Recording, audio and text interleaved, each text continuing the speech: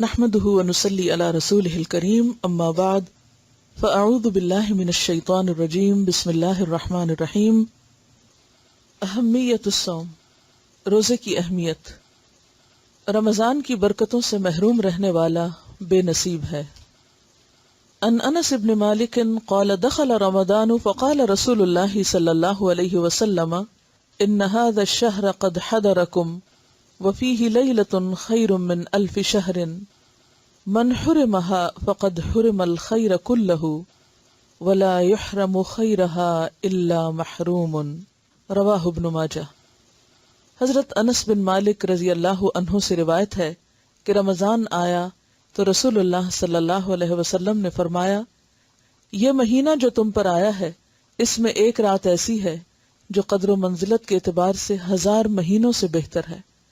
جو شخص اس کی سعادت حاصل کرنے سے محروم رہا وہ ہر بھلائی سے محروم رہا.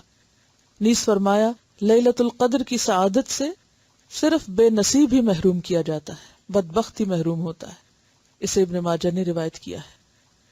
تو ہم سب کو اس مہینے کی قدر کرنی چاہیے، اور ہمیں نہیں معلوم کہ اگلا رمضان ہماری زندگی میں آتا ہے یا نہیں. لہٰذا یہ موقع ہاتھ سے نہ جانے پائے اور اس سے پورا فائدہ اٹھائیں، اور خصوصاً آخری عشرہ. رمضان پانے کے باوجود مغفرت حاصل نہ کر سکنے والے کے لیے ہلاکت ہے. عن کعب بن عجرۃ قال قال رسول اللہ صلی اللہ علیہ وسلم احضر المنبر فحضرنا فلما ارتقى درجة قال آمین فلما ارتقى الدرجة الثانية قال آمین فلما ارتقى الدرجة الثالثة قال آمین فلما نزل قلنا يا رسول الله صلى الله عليه وسلم لقد سمعنا منك اليوم شيئا ما كنا نسمعه قال إن جبريل عرض لي فقال بعد من أدرك رمضان فلم يغفر له قلت آمين فلما رقيت الثانية قال بعد من ذكرت عنده لم يصل عليك فقلت آمين فلما رقيت الثالثة قال بعد من أدرك أبويه الكبر عنده أو أحدهما فلم يدخلاه الجنة قلت آمين. رواہ الحاکم. حضرت کعب بن عجرہ رضی اللہ عنہ فرماتے ہیں، رسول اللہ صلی اللہ علیہ وسلم نے صحابہ کرام سے فرمایا، ممبر لاؤ.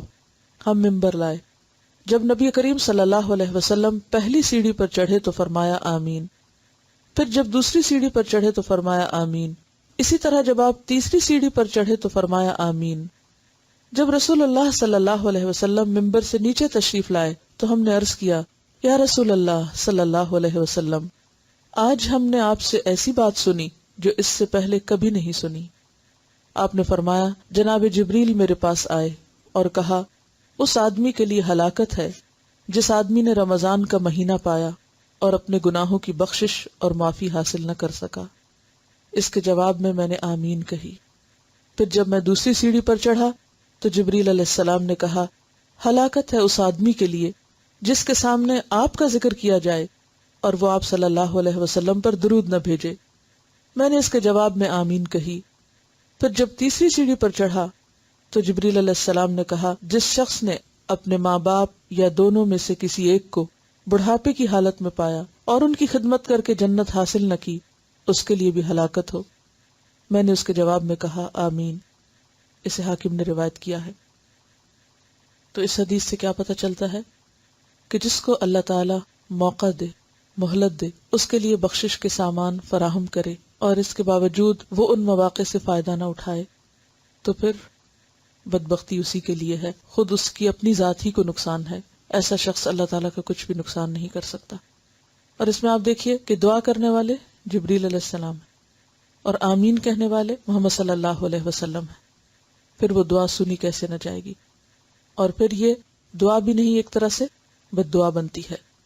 اور اس میں رمضان کے علاوہ درود شریف کی فضیلت بھی پتہ چلتی ہے اور والدین کی خدمت کی اہمیت بھی پتہ چلتی ہے، اور خصوصاً بڑھاپے کے وقت والدین کا خیال رکھنا اور ان کی ضروریات پوری کرنا اور ان کی مدد کرنا نہایت ضروری ہے. روزہ خوروں کا عبرتناک انجام. عن ابی امامۃ الباہلی رضی اللہ عنہ قال سمعت رسول اللہ صلی اللہ علیہ وسلم یقول بینما انا نائم اتانی رجلان فأخذا بدبعي فأتيا بي جبلا وعرا فقالا اسعد، فقلت إني لا أطيقه، فقال إنا سنسهله لك، فسعدت حتى إذا كنت في سواء الجبل إذا بأصوات شديدة، قلت ما هذه الأصوات؟ قالوا هذا عواء أهل النار، ثم انطلق بي فإذا أنا بقوم معلقين بعراقيهم مشققة أشداقهم تسيل أشداقهم دما، قال قلت من هؤلاء؟ قال الذين يفطرون قبل تحلة صومهم۔ الحدیث رواہ ابن خزیمہ و ابن حبان، اور حدیث جو ہے وہ صحیح ہے۔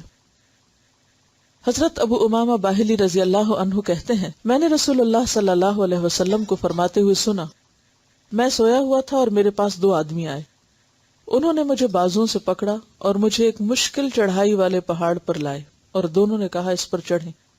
میں نے کہا میں نہیں چڑھ سکتا۔ انہوں نے کہا ہم آپ کے لیے سہولت پیدا کریں گے۔ بس میں چڑھ گیا، حتیٰ کہ میں پہاڑ کی چوٹی پہ پہنچ گیا، جہاں میں نے شدید چیخ و پکار کی آوازیں سنی۔ میں نے پوچھا یہ آوازیں کیسی ہیں؟ انہوں نے بتایا یہ جہنمیوں کی چیخ و پکار ہے۔ پھر وہ میرے ساتھ آگے بڑھے، جہاں میں نے کچھ لوگ الٹے لٹکے ہوئے دیکھے، جن کے منہ کو چیرا گیا تھا، جن سے خون بہہ رہا تھا۔ میں نے پوچھا یہ کون لوگ ہیں؟ انہوں نے جواب دیا یہ وہ لوگ ہیں جو روزہ وقت سے پہلے افطار کر لیا کرتے تھے۔ اسے ابن خزیمہ اور ابن حبان نے روایت کیا ہے۔ اب آپ خود سوچے کہ وقت سے پہلے افطار کرنا اگر اتنا بڑا جرم ہے تو روزہ نہ رکھنا اور بلا وجہ نہ رکھنا کتنا بڑا جرم ہے۔ اب جیسے یہ جو زلزلہ آیا ہے تو میں سوچ رہی تھی کہ بہت سے لوگ اس لحاظ سے خوش قسمت تھے کہ روزے کی حالت میں ان کی موت آئی، لیکن ان لوگوں کی بدقسمتی کا کیا ٹھکانہ کہ جو روزے کے دن میں بغیر وجہ روزہ چھوڑے ہوئے اور اوپر سے زلزلے کا شکار ہو گئے، جہالت اور لا علمی اور اللہ کی نافرمانی کی حالت میں۔ کیونکہ جو لوگ اللہ کے فضل سے عبادت کی حالت میں دنیا سے رخصت ہوتے ہیں ان کے لیے ہم سب کا ایک حسن ظن ہے، اور جو لوگ اللہ کی نافرمانی کی حالت میں فوت ہوں ان کے لیے بہرحال ایک تکلیف تو ہے۔ اور اس میں جہاں وہ ذمہ دار ہیں وہاں کسی حد تک وہ لوگ بھی ذمہ دار ہوتے ہیں کہ جن کو علم ہو اور وہ اس علم کو آگے نہ پہنچائیں اور اپنی حد الوسع کوشش نہ کریں اس بات کے لیے کہ ان کی آخرت کا فکر کریں۔ میں یہ سوچتی تھی کہ دنیا میں جب ہمیں کسی کی تکلیف نظر آتی ہے تو ہم میں سے ہر ایک کا دل کسی نہ کسی طرح ان کی مدد کرنے کے لیے کرتا ہے۔ یہ تو دنیا کا حال ہے جس میں ہم اپنی ساری دوڑ دھوپ کے ساتھ کسی حد تک کچھ مدد کر سکتے ہیں، لیکن آخرت میں کون کس کی مدد کرے گا؟ کون کس کو کھلائے گا؟ کون کس کو پلائے گا؟ کون کس کو سزا سے بچائے گا؟ کون کس کو چھڑائے گا؟ کون کس کے کام آئے گا؟ کوئی بھی نہیں۔ یہ بھی خدمت خلق ہے، لیکن اس سے بڑی خدمت خلق یہ ہے کہ انسان عام حالات میں بھی اللہ کے راستے میں اپنا وقت، اپنا مال، اپنی صلاحیتیں لگائے تاکہ اللہ کے بندے اس بڑے دن کے عذاب سے بچ سکیں۔ تو دین کی تعلیم کو عام کرنا اور دین کی خدمت کرنا یہ بہت بڑی خدمت خلق ہے۔ ایک ہے شارٹ ٹرم خدمت کہ آج آپ ایک بھوکے کو کھانا کھلا دیں، یہ بھی بہت بڑی نیکی ہے، لیکن اس سے بڑی نیکی یہ ہے کہ آپ کل کسی کی عاقبت سنوارنے کے لیے آج اس کے مددگار بنیں اور اس کو مشکل سے نکالیں، کیونکہ بہرحال امت مسلمہ کے فرد ہونے کی حیثیت سے ہم سب کی ذمہ داری ہے۔ وَتَوَاصَوْا بِالْحَقِّ وَتَوَاصَوْا بِالصَّبْرِ۔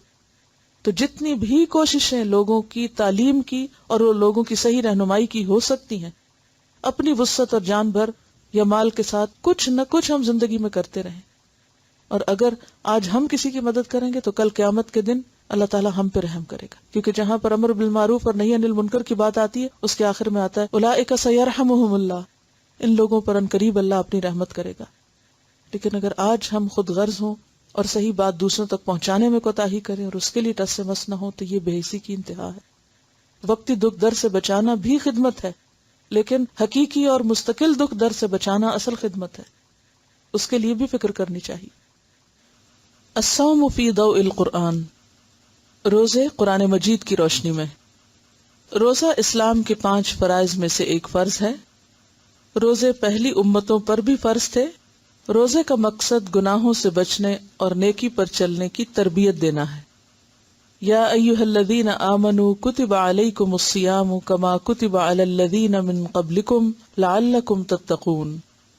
اے لوگو جو ایمان لائے ہو، تم پر روزے فرض کر دیے گئے ہیں جس طرح تم سے پہلے انبیاء کے پیروکاروں پر فرض کیے گئے تھے، اس سے توقع ہے کہ تم میں تقوی کی صفت پیدا ہوگی۔ تو گویا رمضان کا اور روزے کا اصل مقصد تقوی کی نشو نما ہے، اور تقوی کیا ہے؟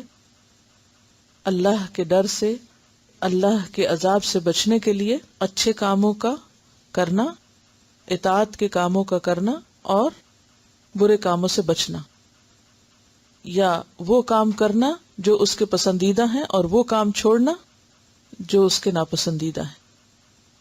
اس کے کرنے کے لیے انسان کو طاقت چاہیے، قوت چاہیے، اور وہ طاقت کس سے حاصل ہوتی ہے؟ روزے سے، کیونکہ روزہ جب انسان رکھتا ہے تو اس میں کھانا پینا چھوڑتا ہے، اپنی خواہشات کو کنٹرول کرتا ہے۔ تو بار بار خود کو کنٹرول کرنے کی جو تربیت انسان کو روزے کی حالت میں حاصل ہوتی ہے وہ باقی زندگی میں اس کو فائدہ دیتی ہے۔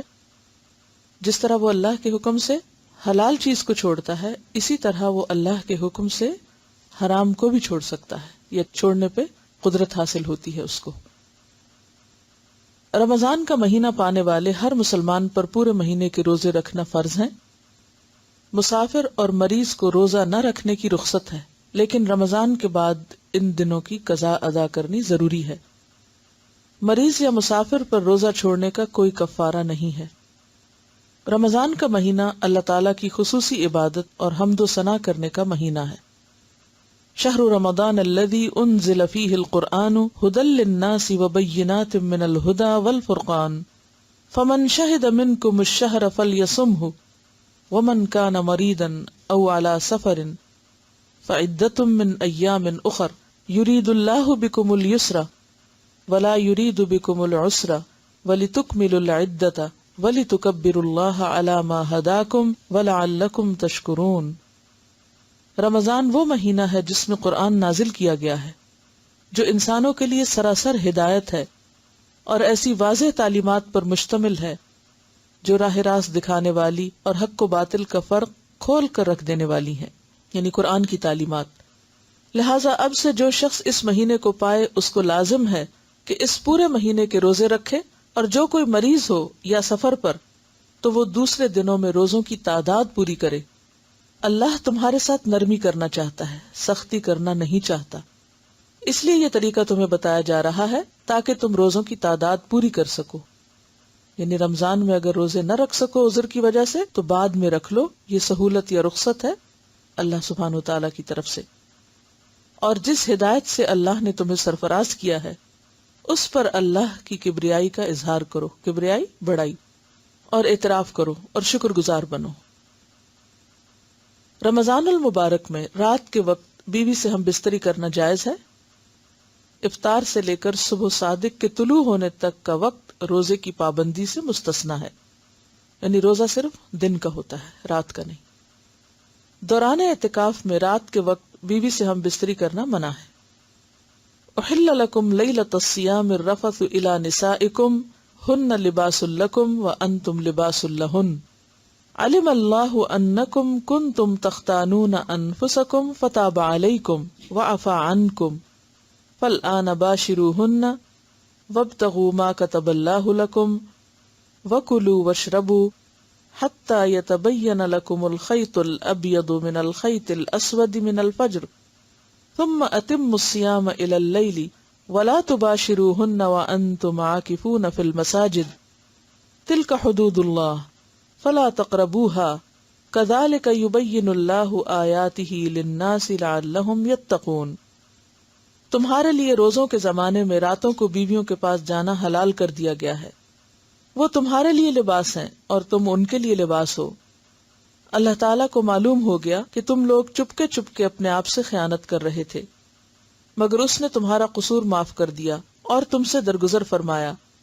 اب تم اپنی بیویوں کے ساتھ شب باشی کرو اور جو لطف اللہ نے تمہارے لیے جائز کر دیا ہے اسے حاصل کرو، نیز راتوں کو کھاؤ پیو یہاں تک کہ تم کو سیاہ شب کی دھاری سے سفید صبح کی دھاری نمایاں نظر آ جائے، تب یہ سب کام چھوڑ کر رات تک اپنا روزہ پورا کرو۔ اور جب تم مسجدوں میں اعتکاف کی حالت میں ہو تو بیویوں سے مباشرت نہ کرو، یہ اللہ تعالیٰ کی باندھی ہوئی حدیں ہیں، ان کے قریب نہ پھٹکنا۔ اس طرح اللہ تعالیٰ اپنے احکام لوگوں کے لیے بصراحت یعنی بوضاحت بیان کرتا ہے، توقع ہے کہ وہ غلط رویے سے بچیں گے۔ رؤیت الہلال، چاند دیکھنے کے مسائل۔ رمضان المبارک کا چاند دیکھ کر روزے شروع کرنے چاہیے۔ شعبان کے آخر میں اگر مطلع ابر آلود ہو تو شعبان کے 30 دن پورے کرنے چاہیے. اگر رمضان کے آخر میں مطلع ابر آلود ہو تو رمضان کے 30 دن پورے کرنے چاہیے. مطلع کس کو کہتے ہیں؟ جہاں چاند طلوع ہوتا ہے، طلوع ہونے کی جگہ. یعنی بادل اگر اس جگہ پر آ گئے ہیں جہاں سے چاند نکلتا ہے تو پھر 30 دن پورے کر لینے چاہیے. دلیل کیا ہے؟ عن ابن عمر رضی اللہ عنہما قال قال رسول اللہ صلی اللہ علیہ وسلم لا تصوموا حتى تروا الهلال ولا تفطروا حتى تروه فإن غم عليكم فأقدروا له متفق علیہ. حضرت عبداللہ بن عمر رضی اللہ عنہما سے روایت ہے کہ رسول اللہ صلی اللہ علیہ وسلم نے فرمایا، چاند دیکھے بغیر رمضان کے روزے شروع نہ کرو اور چاند دیکھے بغیر رمضان ختم نہ کرو. اگر مطلع ابر آلود ہو تو مہینے کے 30 دن پورے کر لو. اسے بخاری اور مسلم نے روایت کیا ہے. تو اس سے پتہ کیا چلتا ہے کہ رمضان کا آغاز چاند دیکھنے سے ہوتا ہے، اور جب تک چاند نظر نہ آئے تو روزہ نہیں رکھنا چاہیے. اور اسی طرح جب تک عید کا چاند نظر نہ آئے تو اس وقت تک عید بھی نہیں منانی چاہیے. اس کے بارے میں ایک اور روایت میں آتا ہے، فرمایا قال الشہر 29 لیلۃ. یہ آپ کی کتاب میں نہیں، یہ وضاحتی طور پر ایک اور جگہ سے، مشکات المصابیح، شاید آپ کے پاس ہو کتاب، اس میں حدیث موجود ہے. بہرحال بخاری اور مسلم ہی کی ہے یہ بھی. قال الشہر 29 لیلۃ فلا تصوموا حتى تروه فإن غم عليكم فأكملوا العدة 30. حضرت عبداللہ بن عمر ہی کی روایت ہے یہ، اور یہ دوسری روایت ہے جس میں آتا ہے کہ آپ صلی اللہ علیہ وسلم نے فرمایا، مہینہ 29 دن کا ہوتا ہے، بس روزہ رکھنا شروع نہ کرو جب تک کہ ہلال نہ دیکھ لو. پھر اگر مطلع صاف نہ ہونے کی وجہ سے وہ تم کو نظر نہ آئے تو شعبان کے 30 دن پورے کر لو. یعنی اسلامی کیلنڈر کا مہینہ 29 دن کا بھی ہوتا ہے اور 30 دن کا بھی ہوتا ہے، یعنی اس میں گنجائش ہے. تو اگر 29 پہ نہیں چاند دکھا تو پھر 30 پورے کر لو. پھر اسی طرح ایک اور روایت میں آتا ہے، نبی صلی اللہ علیہ وسلم نے فرمایا، یہ بھی متفق علیہ روایت ہے، بخاری اور مسلم کی. یہ حضرت ابو ہریرہ کی روایت ہے. پہلی روایت کس کی تھی؟ عبداللہ بن عمر کی. یہ حضرت ابو ہریرہ کی روایت ہے کہ رسول اللہ صلی اللہ علیہ وسلم نے فرمایا، صوموا لرؤیتہ وافطروا لرؤیتہ فإن غم علیکم فأکملوا عدۃ شعبان 30. متفق علیہ. کہ چاند دیکھ کر روزوں کا آغاز کرو اور چاند دیکھ کر روزے ختم کرو. پھر اگر چاند یعنی مطلع صاف نہ ہو اور نہ ہونے کی وجہ سے چاند تم سے چھپا رہ جائے، یعنی چاہے نکلا ہوا ہو لیکن تمہیں نظر نہیں آیا، تو تم مکلف نہیں ہو، تم پر کوئی گناہ نہیں ہوگا، تو شعبان کے 30 دن پورے کر لو. تو اس سے بھی کیا پتہ چلتا ہے کہ اس میں گنجائش موجود ہے، اور اصل چیز رؤیت ہلال ہے. یعنی مہینے کا آغاز کس سے ہوگا؟ چاند دیکھنے سے ہوگا. اور اس میں بھی آپ دیکھیے کہ ایک خاص اللہ تعالیٰ کی حکمت ہے کہ ہمیں شمسی کیلنڈر نہیں دیا گیا، قمری دیا گیا ہے. کیونکہ شمسی کیلنڈر کے مطابق اگر ہم روزے رکھتے تو ہمیشہ ایک ہی موسم میں روزے آتے. قمری کیلنڈر تبدیل ہوتا رہتا ہے. پچھلے سال آپ کو یاد ہوگا کہ اب سے 10 دن بعد روزے شروع ہوئے تھے، پھر اس کے بعد اگلے سال آپ اندازہ کریں کہ تھوڑا سا اور پیچھے چلے جائیں گے. اور اس طرح عبادت جو ہے وہ ہر موسم میں، کہ بندہ مومن ہر حال میں اللہ کا بندہ ہے، چاہے سردی ہو یا گرمی. اسی طرح آپ دیکھیے حج ہے، تو حج بھی ہر موسم میں آتا ہے، اور پھر اس میں ہر علاقے اور ہر زمانے کے لوگوں کی رعایت ہو جاتی ہے، کیونکہ ساری زمین پر ایک وقت میں ایک جیسا موسم بھی نہیں ہوتا. جب آپ کے ہاں سردی ہوتی ہے تو دوسری طرف آسٹریلیا میں اس وقت گرمی ہوتی ہے. ہم ناردرن ہیمسفیئر میں ہیں تو جو اس کا اپوزٹ ہے اس میں موسم بالکل فرق ہوتا ہے. تو اب اگر ہماری رعایت سے روزے آتے تو پھر دوسروں کو مسلسل ایک تکلیف ہوتی. تو اس تبدیلی سے سب کے ساتھ معاملہ برابر ہو جاتا ہے. پھر اسی طرح حضرت عبداللہ بن عمر سے روایت ہے کہ رسول اللہ صلی اللہ علیہ وسلم نے فرمایا، ہم ایک امی قوم ہیں، نہ لکھتے ہیں نہ نجوم کا حساب جانتے ہیں. یہ بھی متفق علیہ روایت ہے، بخاری اور مسلم کی. ہم امی قوم ہیں، لکھنا پڑھنا نہیں جانتے، نہ حساب کرتے ہیں اور نہ نجوم جانتے ہیں. مہینہ یوں ہے اور یوں ہے اور یوں ہے اور یوں ہے. آپ نے ہاتھوں کے اشارے سے انگلیوں سے یہ بات سمجھائی، دونوں ہاتھوں کی انگلیوں کو کھولا اور تیسری مرتبہ آپ نے انگوٹھا بند کر لیا، یعنی 29 کو، یعنی مہینہ اصلاً 29 کا ہوتا ہے. پھر آپ نے فرمایا مہینہ یوں ہے اور یوں ہے اور یوں، یعنی پورے 30 دن، یعنی دونوں طرح عمل کر کے دکھایا. ایک دفعہ آپ نے انگلیوں سے 29 دن بنائے اور دوسری دفعہ 30 دن. تو اس سے کیا پتہ چلتا ہے کہ دونوں طرح سے مہینہ ہو سکتا ہے. اب یہاں پر آپ دیکھیے کہ آپ نے یہ جو بات فرمائی کہ ہم امی قوم ہیں، حساب کتاب یعنی لکھ کے نہیں کرتے، فطرت پر ہیں اور نجوم نہیں جانتے، یعنی ہم اس کو بھی نہیں کنسیڈر کریں گے کہ اسٹرانومی کیا کہتی ہے اور کس مشین سے اور کس آلے سے اور کس چیز سے چاند کو دیکھا جائے، کیونکہ انسان کو مصنوعی آلات کا یا مصنوعی طریقوں کا پابند نہیں بنایا گیا.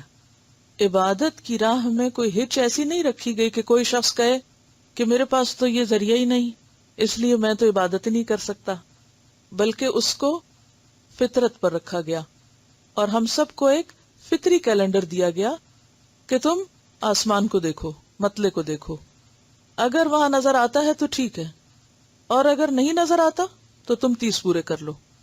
مکلف نہیں قرار دیا گیا کہ ہاں پھر تم میں سے کوئی بادلوں کے اوپر جا کے وہاں سے جھانک کے دیکھے یا کسی خاص جگہ پہ جائے اور وہاں سے مشاہدہ کرے. نہیں، کسی بھی انسان کو کسی ایسی مشکل میں نہیں ڈالا گیا. پھر اسی طرح آپ دیکھیے کہ آپ صلی اللہ علیہ وسلم نے چاند دیکھے بغیر شک کے روزے سے بھی منع کیا ہے. آپ صلی اللہ علیہ وسلم نے فرمایا، متفق علیہ روایت ہے، لا يتقدمن احدكم رمضان بصوم يوم او يومين الا يكون رجل كان يصوم صوما فليصم ذلك اليوم. آپ نے فرمایا تم میں سے کوئی شخص رمضان سے 1 یا 2 دن پہلے روزہ نہ رکھے، یعنی منع کیا گیا، الا یہ کہ کوئی شخص معمول میں اس دن کا روزہ رکھتا ہو، یعنی اس کی عادت ہے کہ وہ ایک دن چھوڑ کے ایک دن روزہ رکھ رہا ہے، صوم داؤدی جس کو کہتے ہیں، کہ کثرت سے کوئی روزے رکھنے والا ہے اور اس کا اس دن روزہ پڑ گیا، یعنی اس سے ایک دن پہلے اس نے چھوڑا ہوا تھا اور وہ اس دن اپنے طریقے پہ رکھ رہا ہے، لیکن وہ شک کا روزہ نہیں رکھ رہا کہ کیا پتا آج روزہ ہو اور پھر میں نے نہ رکھا تو میری ایک عبادت چھوٹ جائے گی. اس شک سے بھی نکال دیا گیا. تو جس شخص کی عادت ہو وہ تو رکھ سکتا ہے، لیکن اگر کسی کی عادت نہیں تو محض شک کی بنیاد پر روزہ نہیں رکھا جائے گا. پھر اسی طرح نصف شعبان کے بعد بھی روزہ رکھنے سے منع کیا گیا ہے. وہ کیوں؟ تاکہ انسان کو انرجی ہو، رمضان کی تیاری ہو. پھر اسی طرح آپ صلی اللہ علیہ وسلم نے رمضان کے لیے صرف رمضان کے چاند کو دیکھنے کا نہیں کہا، بلکہ 1 مہینہ پہلے کے چاند کو بھی توجہ سے دیکھنے کے لیے کہا ہے، تاکہ پھر وہ 29 یا 30 بھی پورے ہو سکیں. نبی صلی اللہ علیہ وسلم نے ہدایت فرمائی کہ رمضان کے لیے شعبان کا ہلال دیکھنے کا اہتمام کرو، یعنی 1 مہینہ پہلے سے ہی، تاکہ پھر غلطی نہ ہو. پھر اسی طرح آپ صلی اللہ علیہ وسلم نے فرمایا، اور یہ ابو داؤد، ترمذی، نسائی، ابن ماجہ اور دارمی کی روایت ہے، کہ جس شخص نے اس دن کا روزہ رکھا جس کے بارے میں شک ہو تو اس نے ابو القاسم صلی اللہ علیہ وسلم کی نافرمانی کی. یعنی اس سے منع کیا گیا کہ محض شک کی بنیاد پر انسان 1 دن پہلے روزہ رکھ لے، اور اگر کوئی ایسا کرتا ہے تو وہ نبی صلی اللہ علیہ وسلم کی نافرمانی کر رہا ہے. پھر اسی طرح یہ ہے کہ رؤیت ہلال جو ہے اس میں اگر ایک شخص کی گواہی موجود ہے تو بھی روزہ رکھا جائے گا. حضرت عبداللہ بن عمر کا بیان ہے کہ لوگ اکٹھے ہو کر رمضان کا چاند دیکھنے کی کوشش کر رہے تھے، بس میں نے آ کر رسول اللہ صلی اللہ علیہ وسلم کو خبر دی کہ میں نے چاند دیکھ لیا ہے. اس پر حضور نے روزہ رکھنے کا فیصلہ فرما دیا اور لوگوں کو حکم دیا کہ وہ رمضان کے روزے رکھنے شروع کر دیں. نہیں، ضروری نہیں ہے کہ کوئی بہت بڑی کمیٹی بیٹھے اور پھر وہ فیصلہ کرے یا بہت ساری اس میں گواہیاں جمع ہوں. اگر ایک بھی ایسا شخص جس کی گواہی قابل اعتبار ہے، اگر وہ کہتا ہے کہ اس نے چاند دیکھ لیا ہے تو اس پر بھی فیصلہ ہو سکتا ہے، کیونکہ سب لوگوں کی نظر ایک جیسی نہیں ہوتی، کچھ لوگ دور کی نظر میں بہت اچھے ہوتے ہیں. پھر اسی طرح آپ صلی اللہ علیہ وسلم دوسرے مہینوں کی بنسبت شعبان کی زیادہ حفاظت کرتے تھے. پھر رمضان کا چاند دیکھ کر روزہ رکھتے تھے. اگر مطلع صاف نہ ہونے کی وجہ سے چاند نظر نہ آتا تو شعبان کے 30 دن پورے کر کے روزہ رکھتے تھے، اور یہ ابو داؤد کی روایت ہے. اب آپ اپنی اصل کتاب پر آ جائیے. پھر اسی طرح ہم یہ دیکھتے ہیں کہ رمضان کی پہلی تاریخ کے چاند کے بظاہر چھوٹا یا بڑا ہونے سے شک میں نہیں پڑنا چاہیے. بعض لوگ اس پر بھی بہت حجت بازی کرتے ہیں کہ چاند اتنا بڑا نظر آ رہا ہے اور وہ کیا ہے، پہلی کا نہیں ہو سکتا. یہ دوسری کا ہوگا. اور اس کے بڑا یا چھوٹا نظر آنے کی وجہ بعض اوقات یہ نہیں ہوتی کہ وہ پہلی یا دوسری کا ہے، اس میں مطلع کا فرق ہو جاتا ہے. اب دیکھیں کہ چاند نظر آنے کا جو وقت ہوتا ہے وہ بہت تھوڑا ہوتا ہے، یعنی مغرب کے آس پاس تھوڑا سا پہلے نظر آئے گا، تھوڑا سا بعد، اور فوراً غروب ہو جائے گا. اب اس میں آپ دیکھیے کہ جب راتیں لمبی ہونے لگ جائیں اور رات جلدی شروع ہو جائے اور دن چھوٹے ہونے کی طرف، جیسے آج کل سپٹمبر اور اکتوبر ہے، تو اس میں امکان اس بات کا ہوتا ہے کہ وہ پہلے سے ہی طلوع ہو کر غروب ہو گیا، اس سے پہلے کہ آپ کی مغرب کا ٹائم ہوتا وہ آلریڈی گون، اور آپ اس کو پھر دیکھ نہیں سکے. پھر یہ ہے کہ اس کے بارے میں حدیث ہے، مسلم کی روایت ہے. حضرت ابو البختری کہتے ہیں ہم عمرے کے لیے مدینہ سے روانہ ہوئے. جب نخلا کے مقام پر پہنچے تو سب نے نیا چاند دیکھا. کچھ لوگوں نے کہا یہ تو تیسری رات کا چاند لگتا ہے بڑا ہونے کی وجہ سے. کچھ لوگوں نے کہا دوسری رات کا لگتا ہے. ہماری ملاقات حضرت عبداللہ بن عباس سے ہوئی. ہم نے ان سے کہا ہم نے چاند دیکھا ہے. کچھ لوگوں نے اسے تیسری رات کا کہا ہے، کچھ نے دوسری رات کا. حضرت عبداللہ بن عباس نے پوچھا تم نے کون سی رات کا چاند دیکھا تھا؟ ہم نے بتایا فلاں فلاں رات دیکھا تھا.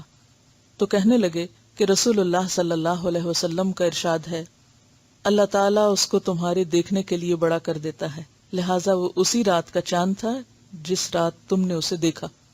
چاہے وہ بڑا بھی نظر آ رہا تھا تب بھی وہ پہلی رات کا ہی چاند تھا.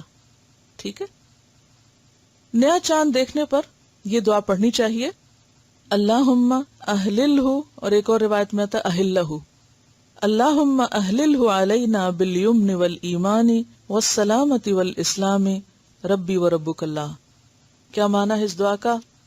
کہ الہی ہم پر یہ چاند امن، ایمان، سلامتی اور اسلام کے ساتھ طلوع فرما. اے چاند میرا اور تیرا رب اللہ ہے. اور ہر مہینے کے ابتدا میں یہ دعا کیوں مانگنے کو کہا گیا ہے؟ جیسے آپ دیکھیے کہ دن کے طلوع ہونے پر ہم دعا مانگتے ہیں، صبح شام کی دعائیں پڑھتے ہیں، غروب ہونے پر، پھر اسی طرح نیا مہینہ طلوع ہونے پر یعنی نیا چاند دیکھنے پر بھی دعا مانگی جاتی ہے. پھر اگلی بات یہ ہے کہ چاند دیکھ کر روزہ شروع کرنے اور چاند دیکھ کر ختم کرنے کے لیے اس وقت حاضر علاقے یا ملک کا لحاظ رکھنا چاہیے. اس کا کیا معنی ہے؟ جس علاقے میں آپ رہ رہے ہوں وہاں کا اعتبار کرنا چاہیے. اس کی کیا حکمت ہے؟ کیونکہ اگر انسان کو اس کی اجازت نہ دی جاتی تو انسان کے اوپر ایک بہت بڑی مشقت ہو جاتی. اب تو آپ دیکھیے کہ ایسے وسائل الحمدللہ موجود ہیں کہ جس کی وجہ سے آپ کو خبریں فوراً مل جاتی ہیں. لیکن آج سے 100 سال پیچھے چلے جائیے، اس وقت لوگ کیا کرتے؟ ان کے پاس ریڈیو بھی نہیں تھا، یا اگر ریڈیو تھا بھی، مسئلہ مجھے نہیں یاد کہ ریڈیو کب ایجاد ہوا ہے، 100 سال ہو ہی چکے ہوں گے اندازاً. تو باقی ذرائع ایسے نہیں تھے کہ انسان، ایک شخص اگر کسی ایسے کانٹیننٹ میں دیکھ لیتا ہے کہ جہاں اس وقت چاند نظر آ سکتا ہے اور دوسرے کو نظر نہیں آ سکتا اس مطلع کی تبدیلی کی وجہ سے، تو ایسے میں اس کو اس بات کی تکلیف نہیں دی گئی کہ وہ اس کو جا کے فالو کرے. اس کے لیے کیا ہے کہ وہ اپنا الگ کیلنڈر دیکھے. اگلی بات ہے کہ دوران رمضان ایک ملک سے دوسرے ملک سفر کرنے پر اگر مسافروں کے روزوں کی تعداد حاضر علاقے میں ماہ رمضان کے روزوں کی تعداد سے زائد بنتی ہو تو زائد دنوں کے روزے ترک کر دینے چاہیے یا نفل روزے کی نیت سے رکھنے چاہیے. اگر تعداد کم بنتی ہو تو عید کے بعد مطلوبہ تعداد پوری کر لینی چاہیے. مثلا اگر آپ یہاں اس وقت موجود ہیں اور آپ ایک دن بعد روزہ رکھ رہے ہیں اور پھر آپ سعودی عرب جاتے ہیں عمرہ کرنے کے لیے اور آپ کو عید وہیں آ جاتی ہے، تو اب آپ کیا کریں گے کہ عید کر لیں گے. آپ یہ نہیں کریں گے کہ آپ اگلے دن الگ عید کر رہے ہیں کہ جی میرا تو ابھی 30 پورے نہیں ہوئے. آپ عید کر لیں گے اور جو ایک دن کا روزہ رہ جائے گا آپ کا، اس کو آپ عید کے بعد پورا کریں گے. کیوں؟ اس لیے کہ اصل اعتبار چاند دیکھنے کا ہے. جس جگہ، جس شہر اور جس علاقے میں آپ موجود ہیں وہاں اگر آپ نے چاند دیکھ لیا ہے تو اب آپ انتظار نہیں کریں گے اس بات کا کہ اچھا میں جہاں سے آیا ہوں وہاں کیا ہو رہا ہے. آپ کیا دیکھیں گے کہ جہاں میں موجود ہوں یعنی موجود جگہ کا اعتبار ہوگا، اور وہاں کے مسلمانوں کے ساتھ جو وہ کر رہے ہوں گے وہی آپ بھی کریں گے. اور اگر آپ کا ایک روزہ رہ گیا، بعضوں کا 2 دن کا بھی فرق پڑ جاتا ہے، تو وہ آپ بعد میں پورا کریں گے. اس کے لیے کیا دلیل ہے؟ یہ بہت ہی دلچسپ روایت ہے حضرت قریب رضی اللہ تعالی عنہ ابن عباس کے غلام سے مروی ہے کہ حضرت ام فضل حضرت عباس کی بیوی ہیں، انہوں نے انہیں قریب کو یعنی اپنے غلام کو حضرت معاویہ کے پاس کسی کام سے شام بھیجا۔ کس نے بھیجا تھا؟ ام فضل نے۔ کس کو بھیجا تھا؟ قریب کو۔ کون تھے قریب؟ غلام تھے۔ قریب کہتے ہیں کہ میں نے شام آ کر ان کا کام کیا، یعنی جس کام بھیجا تھا وہ کام کیا۔ میں ابھی شام ہی میں تھا کہ رمضان کا چاند نظر آ گیا۔ میں نے بھی جمعہ کی رات چاند دیکھا، یعنی خود دیکھا۔ پھر میں رمضان کے آخر میں مدینہ واپس آ گیا۔ حضرت عبداللہ بن عباس نے چاند کے بارے مجھ سے دریافت کیا کہ تم نے وہاں چاند کب دیکھا تھا؟ کس نے پوچھا؟ یہ عبداللہ بن عباس نے۔ کس سے؟ قریب سے، کہ تم نے چاند کب دیکھا تھا؟ میں نے جواب دیا ہم نے تو جمعہ کی رات دیکھا تھا۔ عبداللہ بن عباس نے پھر پوچھا کیا تم نے بھی دیکھا تھا، خود دیکھا تھا؟ میں نے جواب دیا ہاں، بہت سے دوسرے آدمیوں نے بھی دیکھا تھا، اور سب لوگوں نے حضرت معاویہ کے ساتھ دوسرے دن یعنی ہفتے کا روزہ رکھا۔ حضرت عبداللہ بن عباس نے فرمایا ہم نے تو چاند ہفتے کے دن یعنی ایک دن کے فرق سے دیکھا ہے۔ پھر وہ روزہ کب بنتا ہے؟ اتوار کا روزہ بنتا ہے۔ اور اب یہ یعنی صحابی ہیں، ہم نے تو چاند ہفتے کے دن سے دیکھا ہے، ہم اسی حساب سے روزے رکھتے رہیں گے یہاں تک کہ 30 دن پورے کر لیں یا چاند دیکھ لیں، یعنی 29 پہ اگر نظر آ گیا تو 29 کریں گے، اور اگر 30 ہو گئے تو 30 کریں گے۔ میں نے عرض کیا کیا آپ لوگ حضرت معاویہ کی رویت اور ان کے روزے کو کافی نہیں سمجھتے؟ حضرت معاویہ کون تھے اس وقت؟ امیر المومنین تھے، یعنی مرکز وہاں تھا، اسلامی حکومت کا مرکز وہاں پر تھا۔ فرمایا نہیں، ہم ایسا نہیں کریں گے کہ ہم رہتے کسی علاقے میں ہیں اور فالو کسی اور علاقے کے چاند کو کریں۔ فرمایا نہیں، ہمیں رسول اکرم صلی اللہ علیہ وسلم نے اسی طرح حکم فرمایا۔ کس طرح؟ کیا حکم فرمایا؟ یہی جو پہلے حدیث گزر چکی کہ لا تصومو۔ اب دیکھیے کہ ایک حدیث میں آتا ہے سومو لرؤیتہ، روزہ رکھو چاند دیکھ کر، اور دوسری حدیث میں کیا ہے؟ لا تصومو، منع کیا گیا کہ مت رکھو حتی تروا الہلال، یہاں تک کہ تم دیکھ لو ہلال۔ ولا تفطروا، اور اسی طرح عید کے موقع پر بھی مت عید مناؤ حتی تروہ، یہاں تک کہ اس کو دیکھو۔ اور دیکھنے سے مراد کیا ہے؟ جہاں رہتے ہو وہاں دیکھو، یہ نہیں کہ جاپان میں اگر چاند نظر آ گیا یا فار ایسٹ میں جہاں کے ایک دن پہلے نظر آنے کا امکان ہوتا ہے، تو اب وہ لوگ ویٹ نہیں کریں گے کہ سعودی عرب میں چاند نظر آئے تو ہم اگلے دن روزہ رکھیں گے کیونکہ ہم سعودی عرب کے پیچھے، اور ہمیں اگر ایک دن بعد نظر آئے تو ہم ایک دن پہلے رکھ لیں کہ چونکہ سعودی عرب میں روزہ ہو گیا تو ہمیں ان کے ساتھ رہنا ہے۔ نہیں، آپ کو ان کے ساتھ رہنا چاہیے جہاں آپ رہتے ہیں، تاکہ فطری طریقے پر دین پر عمل کیا جا سکے۔ دیکھیے ہر شخص شہر میں نہیں رہتا، ہر شخص کے پاس ہر ذریعہ انٹرنیٹ موجود نہیں، ہر شخص کے پاس ریڈیو موجود نہیں، ہر شخص کے پاس ہر چیز موجود نہیں۔ مثلاً آج کے دور میں بھی لوگ ایسی ایسی ڈیوٹی پر ہوتے ہیں کہ وہ صحرا میں ان کی ڈیوٹی لگ گئی، اور وہاں ابھی کوئی ٹیلی فون کی لائنیں نہیں بچھی، کمیونیکیشن کا کوئی ذریعہ نہیں ہے۔ ایسی ڈیوٹیز ہوتی ہیں نا لوگوں کی، مثلاً آئل فیلڈز میں لوگ کام کرتے ہیں، بعض اوقات تو نئے نئے جگہوں پہ جب سروے کرنے کے لیے جاتے ہیں تو وہاں کوئی فیسلٹی نہیں ہوتی، وہ بالکل وہاں خیمے لگا کے، یا ایسی ایسی جگہوں پہ جہاں بہت سے غیر آباد علاقے ہیں، یا بعض اوقات جنگل ہیں کہ جہاں آپ کو موبائل بھی کام نہیں کرتا۔ اب آپ کو ایک دن سے زیادہ رہنا پڑ رہا ہے، اور اتفاق یہ کہ رمضان شروع ہو رہا ہے، اب آپ کیا کریں گے؟ کیسے روزہ رکھیں گے؟ چاند دیکھ کر۔ اور اب آپ کہیں کہ بادل ہیں، چاند تو دکھ ہی نہیں رہا، اب کیا کریں گے؟ 30 پورے کر لیں گے کہ چاند نہیں دکھا، کیونکہ یہاں آپ دیکھیے کہ ایک حدیث کہتی ہے چاند دیکھ کر روزہ رکھو، اور دوسری کیا کہتی ہے؟ روزہ نہ رکھو جب تک کہ چاند نہ دیکھو۔ اور تیسری کیا بتاتی ہے کہ رؤیت کس علاقے کی ہوگی؟ یہ عبداللہ بن عباس کے، اور انہوں نے گواہی لی باقاعدہ قریب سے کہ تم نے واقعی دیکھا تھا، کہ تمہارا مطلع اور تھا اور ہمارا مطلع اور ہے۔ اسلامی کیلنڈر دیا ہی اس لیے گیا ہے کہ ہر علاقے کے لوگ اپنے اپنے آسانی اور سہولت کے مطابق روزہ رکھیں، اور پھر ان کے اندر ایک اجتماعیت بھی پیدا ہو۔ اب آپ دیکھیے کہ اگر کچھ لوگ کہیں ہم سعودی عرب کے ساتھ ہیں، کچھ کہیں ہم ایران کے ساتھ ہیں، کچھ کہیں ہم پاکستان کے ساتھ ہیں، کوئی انڈیا کے ساتھ ہے، اور کوئی انڈونیشیا کے ساتھ ہے، اور کوئی کہیں آسٹریلیا کے ساتھ ہے، تو حال کیا ہوگا؟ ہاں، سب اتحاد ختم ہو جائے گا۔ اور پیچھے ہم بہت دفعہ بات کر چکے ہیں کہ اتحاد کا ختم ہونا یہ بھی مسلمانوں پر عذاب کی ایک شکل ہے، کیونکہ اس سے دلوں میں عداوتیں اور نفرتیں پیدا ہوتی ہیں۔ اور پھر ایک اور بات ہے، چلیے مان لیا آپ نے اجتہاد کیا اور آپ نے کہا جی اب تو دور یہ آ چکا ہے، حالانکہ اسلام کسی دور کا پابند نہیں، آپ کا دل اس میں لگے یہ چونکہ سعودی عرب میں نظر آ گیا اس لیے میں اس کے مطابق رکھ رہی ہوں، یہ آپ کا اپنا ایک ذاتی فعل ہے. اس کی بنیاد پر آپ دوسرے کو مجبور نہ کریں، اور اس بنیاد پر آپ اختلاف نہ کریں، اور حقیر نہ سمجھے دوسروں کو جو ایسا نہ کریں، کیونکہ وہ ایک دلیل کے ساتھ، اور دلیل بالکل واضح بخاری اور مسلم کی روایت ہے اور گولڈن چین ہے جس میں یہ بیان ہوا ہے کہ رؤیت کے ساتھ رکھنا ہے. تو رؤیت سے مراد اپنی رؤیت ہے، اپنا مطلع ہے، نہ کہ کسی اور کی، کیونکہ یہ تو انڈرسٹوڈ بات ہے نا، پورے گلوب پر ایک وقت میں نہ سورج دکھ سکتا ہے اور نہ چاند دکھ سکتا ہے.